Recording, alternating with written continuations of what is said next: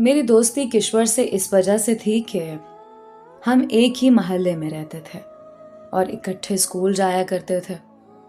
وہ ایک غریب گھر کی لڑکی تھی اور ہم خوشحال تھے، مگر بچپن طبقاتی فرق سے بالا تر ہوتا ہے۔ وقت گزرتا گیا اور ہم اسکول سے کالج میں آ گئے، لیکن ہماری دوستی پھر بھی قائم رہی۔ وہ اونچے خیالات رکھتی تھی، ہمیشہ ایسے خواب دیکھتی جو کبھی پورے نہیں ہو سکتے تھے، پھر بھی وہ خواب دیکھے جاتی۔ امی میرا کسی کے گھر جانا پسند نہیں کرتی تھیں اور کشور کی ماں اسے سہیلیوں کے گھر جانے سے نہیں روکتی تھیں، تبھی وہ زیادہ وقت میرے گھر میں گزارتی تھی۔ ایف اے کے بعد کشور نے کالج جانا بند کر دیا تھا، یہ اس کی مجبوری تھی۔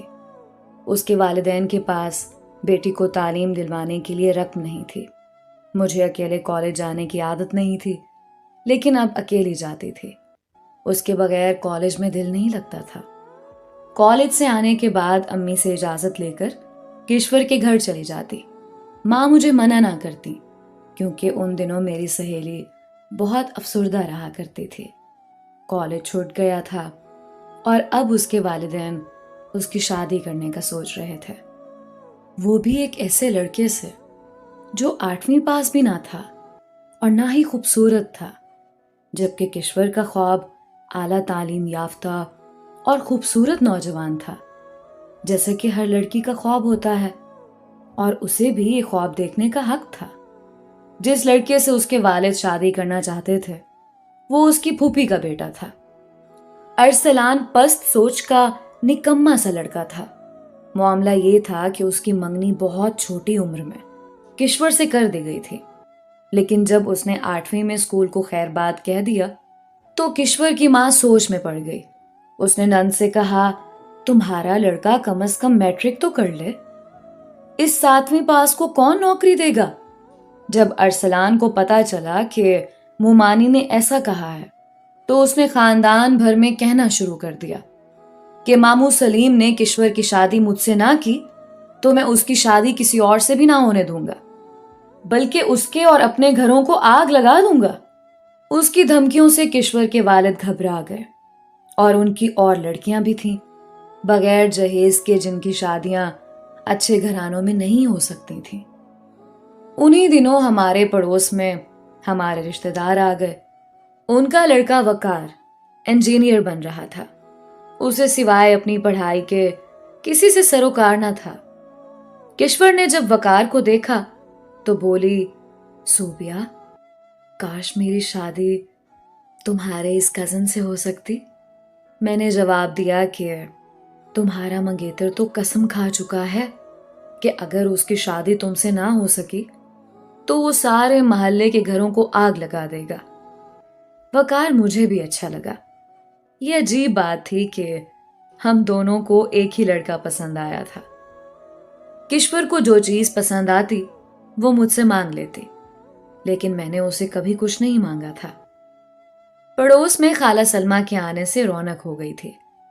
انہوں نے ہمارے گھر اور ہم نے ان کے ہاں آنا جانا شروع کر دیا۔ وہ کافی باتونی مگر پیار کرنے والی خاتون تھی۔ ایک دن میں خالہ سلمہ کے گھر گئی تو دیکھا وقار صحن میں بیٹھا ہے۔ خالہ نظر نہ آئی تو میں نے اس کو سلام کیا اور خالہ کے بارے میں پوچھا۔ وہ بولا، کچن میں ہے، بلاؤں؟ لیکن میں وقار کو دیکھ کر ایسی گھبرائی کہ اس کی بات کا جواب دیے بنا الٹے قدموں گھر لوٹ آئی۔ اسی شام میں کشور کے گھر گئی، اس کو بتایا کہ آج وقار صاحب کے درشن ہو گئے ہیں۔ وہ بولی، تم اکیلی کیوں گئی؟ ہم دونوں ساتھ جاتی تو کچھ بات بھی کرتے۔ اگلے روز وہ آئی اور میرے سر ہو گئی کہ چلو خالہ کے گھر چلتے ہیں۔ مجبوراً مجھے اس کے ساتھ خالہ کے گھر جانا پڑا۔ وہ حسب معمول کرسی صحن میں ڈالے پڑھ رہا تھا۔ میں چپ رہی۔ کشور نے اسے سلام کیا، اس نے جواب دیا۔ تبھی خالہ کچن سے نکلی اور ہمیں آواز دی۔ ہم خالہ سلمہ کی طرف چلی گئیں۔ اس کے بعد تو کشور کو وقار کے خواب آنے لگے۔ ان خوابوں کا گویا تانتا بند گیا۔ وہ روز ہی کہتی کہ چلو تمہاری خالہ کے گھر چلتے ہیں۔ میں اسے سمجھاتی کہ روز روز جانا ٹھیک نہیں، بار بار جانے سے وہ کیا سمجھ بیٹھے؟ میرے بار بار منع کرنے پر وہ چپ ہو گئی اور میرے سامنے وقار کا ذکر کرنا بھی چھوڑ دیا، مگر اس کے دل میں میرے کزن کے لیے ایک طوفان چھپا ہوا تھا۔ انہی دنوں اس کے والدین نے اس کی شادی ارسلان سے کر دی، جو اس کو بالکل بھی پسند نہیں تھا۔ وہ والدین کے مجبور کرنے پر مارے باندھے راضی ہو گئی۔ جس روز دلہن بنی ودا ہو رہی تھی، بہت غمگین تھی۔ مجھے دکھ ہو رہا تھا کہ اس کی شادی اس کی مرضی کے بغیر ہو رہی تھی۔ اس کے چلے جانے کے بعد دن بہت بور گزرنے لگے۔ زبردستی میں نے پڑھائی میں دل لگا لیا۔ گریجویشن کے بعد ایسی اکتاہٹ ہوئی کہ چین نہ آتا۔ والد سے اجازت لی اور ایک اسکول میں پڑھانا شروع کر دیا۔ ایک روز اسکول سے گھر لوٹ رہی تھی کہ بارش نے آ لیا۔ لمحوں میں تمام بھیگ گئی۔ سنبھل کر چل رہی تھی کہ پانی سے بھرے راستے میں پھسل نہ پڑوں۔ تبھی وقار آتا نظر آیا۔ وہ اپنے کالج سے آ رہا تھا۔ میرے قریب آ کر سواری روک لی اور کہنے لگا، میں گھر جا رہا ہوں، میرے ساتھ ساتھ چلو ورنہ بھیگ جاؤ گی۔ میں نے انکار کر دیا کہ خود چلی جاؤں گی۔ کیسے جاؤ گی اتنی بارش میں؟ کوئی رکشہ کر لوں گی۔ اچھا، رکشے والا زیادہ معتبر ہے مجھ سے؟ ٹھیک ہے، میں تم کو رکشہ کیے دیتا ہوں۔ اس نے ذرا آگے جا کر ایک رکشے والے کو پکڑا اور میرے پاس لے آیا۔ میں رکشے میں بیٹھ گئی۔ اس نے اپنی کار میرے پیچھے رکھی۔ جب گھر پر اتری، جلدی سے اندر چلی گئی، پلٹ کر نہیں دیکھا، کیونکہ رکشے والے کو کرایہ اس نے پہلے سے دے دیا تھا۔ گھر آتے ہی ایک بڑی پریشانی نے استقبال کیا۔ امی جان بستر پر پڑی تھیں۔ ان کی طبیعت خراب تھی۔ والد گھر پر نہ تھے۔ امی دمے کی کیفیت میں تھیں۔ میرے ہاتھ پاؤں پھول گئے۔ تبھی دوڑی خالہ سلمہ کی طرف۔ وہ میرے ساتھ آ گئیں۔ انہوں نے فوراً وقار کو بلایا اور امی کو کار میں ڈال کر ہسپتال لے گئے۔ وقار نے بھاگ دوڑ کی، بڑے ڈاکٹر صاحب کو لایا، کمرہ بھی مل گیا۔ امی کو آکسیجن لگا دی گئی، لیکن ان کی حالت سنبھلنے کی بجائے بگڑتی گئی۔ خدا کی مرضی میں کس کا دخل؟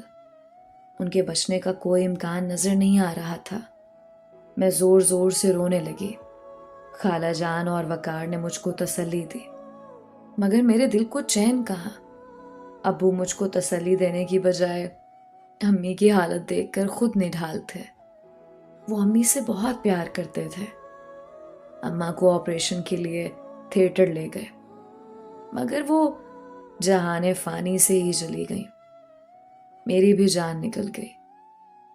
ابو دل تھام کر بیٹھ گئے۔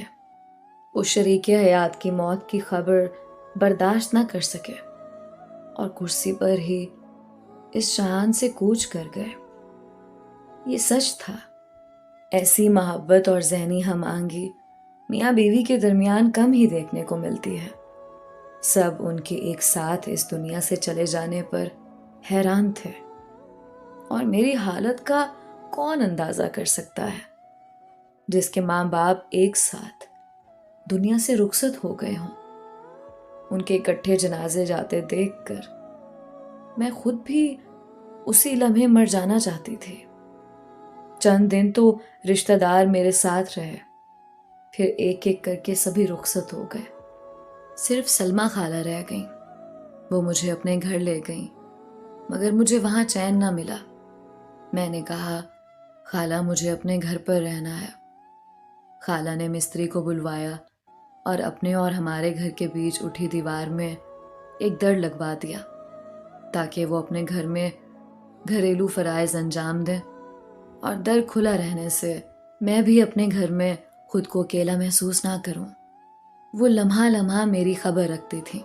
ماموں اور ممانی کراچی سے آئے تو کہا کہ ہمارے ساتھ چلو۔ میں نے انکار کر دیا کہ میں کسی صورت والدین کا گھر چھوڑ کر نہیں جاؤں گی۔ تبھی ماموں ممانی اور خالہ سلمہ نے فیصلہ کیا کہ میری شادی وقار سے کر دیں، تاکہ میں زندگی بھر اپنے ہی گھر سکون سے رہ سکوں۔